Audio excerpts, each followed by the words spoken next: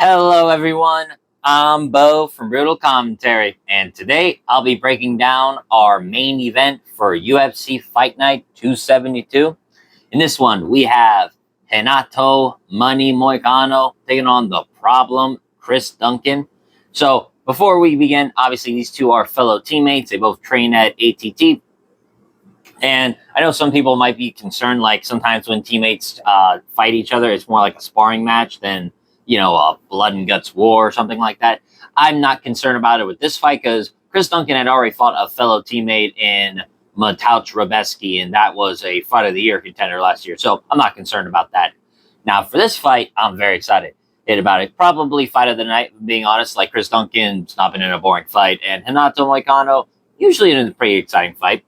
I call this the battle of the survivalists, or if you want to be cheeky about it, the lightweight cockroaches, because these two are incredibly hard to put away. Now, obviously, both of them have been knocked out and or submitted in their careers before, but very rarely. And when it comes to these two, you can hurt them, you can drop them, but getting them out of there, that is a tough task to ask.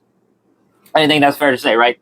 Like, you look at Moicano's fight with Jalen Turner, he essentially got knocked out with that right straight, but rose up from the dead and went on to win via TKO. Or Chris Duncan, who was getting blasted by Terrence McKinney, survived the storm and found the anaconda. These two know how to survive. These two can get hurt. They truly can, but man, it is a tough task to put them away. That is for sure. Now, with that said, let's actually look at our two fighters. Starting with Chris Duncan, he's currently 15-2 as a professional, 4-1 in his last five.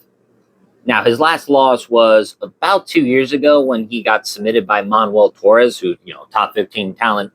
But since then, went on a nice 4-fight win streak, submitted Balagioki, submitted Jordan Fucenic, like I said, had that Fight of the Year contender with Mateusz Rebecki, and then most recently submitted Terrence McKinney last December.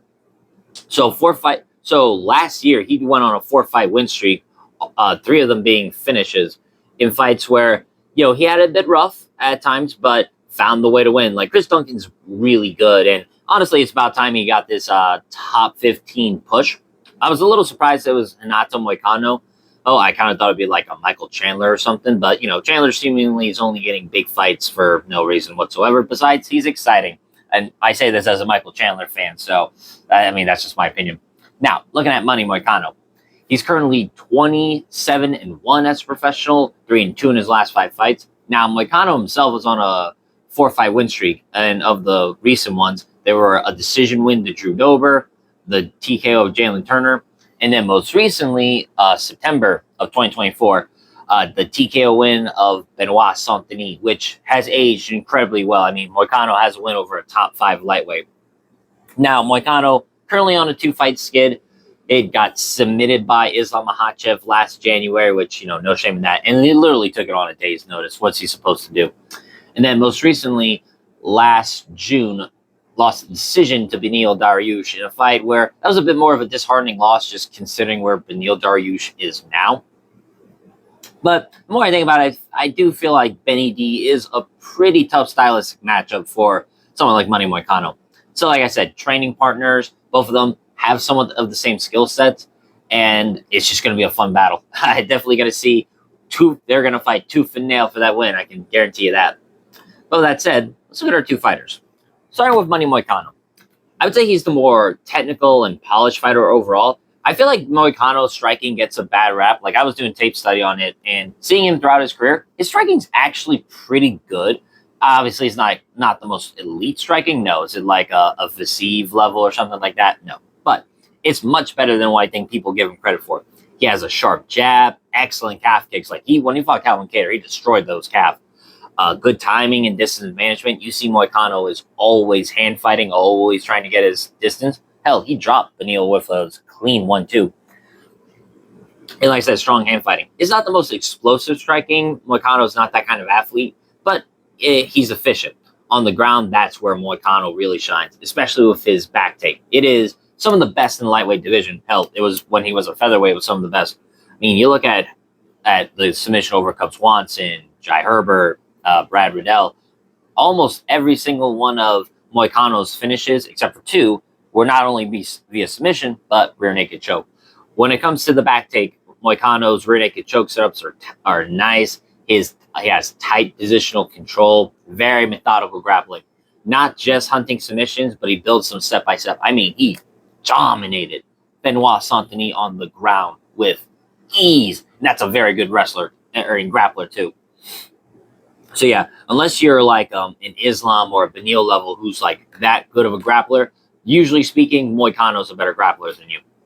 Ew, hell, even Chris Duncan on Media Day admitted that he was getting his ass whooped in grappling by Moicano when he started, which I kind of like from fighters who admit like, oh no, he did beat me in certain aspects. At least they have that mentalness knowing, okay, he's beaten me before, but I think this is the chance where I can beat him. That's what I like to see in fighters sometimes, myself. Now, looking at Chris Duncan, I would say he's honestly a bit more dangerous and an opportunistic fighter. On the feet, I think Chris Duncan is the harder hitter of the two, a bit stronger in close range and good at intercepting shots. Like when Mateusz Rebecki came into range, Chris Duncan had a nice intercepting elbow every time, or a crashing cross. What I mean is his opponent comes forward, intercepting. On the feet, I think Chris Duncan is, like I said, the more powerful striker. Now, I don't think he's as technically refined as Moicano, but he makes up for it with, like I said, power, good timing, and a willingness to engage. And on the ground, he's no slouch either. Chris Duncan's a very good grappler. I would say his guillotine is probably his best choke. I mean, he submitted Jordan Fushenic and Balaji Oki with it. So you gotta be mindful. If you shoot a sloppy takedown on Chris Duncan, he can flip the script. I would say, honestly, when it comes to their grappling, he's a bit more opportunistic than positional, but still very dangerous nonetheless. Now, looking at this stylistically, you could chalk it down to control versus chaos in many ways. Moicano is going to want more structure, clean entries, and positional dominance, while Chris Duncan thrives in the scrambles, explosive moments, and opportunistic moments where you can possibly get the finish. The wrestling exchanges will also be key here because both guys are dangerous when the other makes a mistake. That's usually their best option, or usually their best path to victory. Now, here's an interesting X factor for me. The durability or just wear and tear. Both guys are tough, no question about it. Both have been rocked, dropped multiple times, and still kept fighting and, have been bloodied up before. But I think Moicano has been through a bit more wars than Chris Duncan. I mean, like, not just with him having 27 fights to Duncan's 17.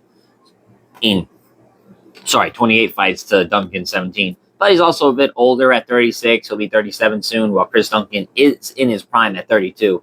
I do think Moicano has a bit more mileage on him, a bit more damage over time. Duncan at this stage feels like the fresher fighter, and in a fight where both are hard to finish, the freshness, you could call it, it can matter, especially late in this fight. So for my final assessment, this is a very competitive fight for sure. Moicano is the more technical fighter, I feel like, while Duncan is the more dangerous one in chaotic exchanges. If Moicano can control the fight, he can find a decision or find a submission.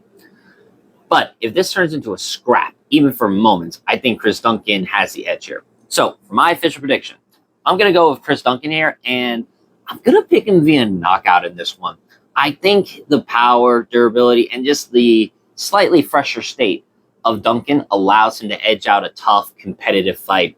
And like I said, in terms of the feet, I think he's more powerful, and I think he can catch Moicano with a intercepting shot, or if he was able to explode forward as Moicano's hand fighting.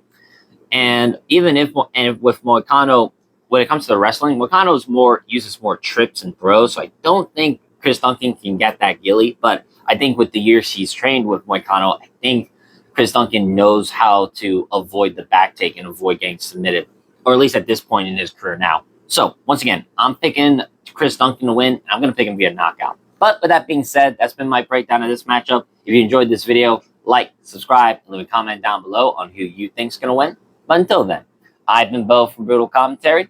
I thank you all for listening. Remember, stay calm, stay respectful, and enjoy the violence. I'll see y'all next time.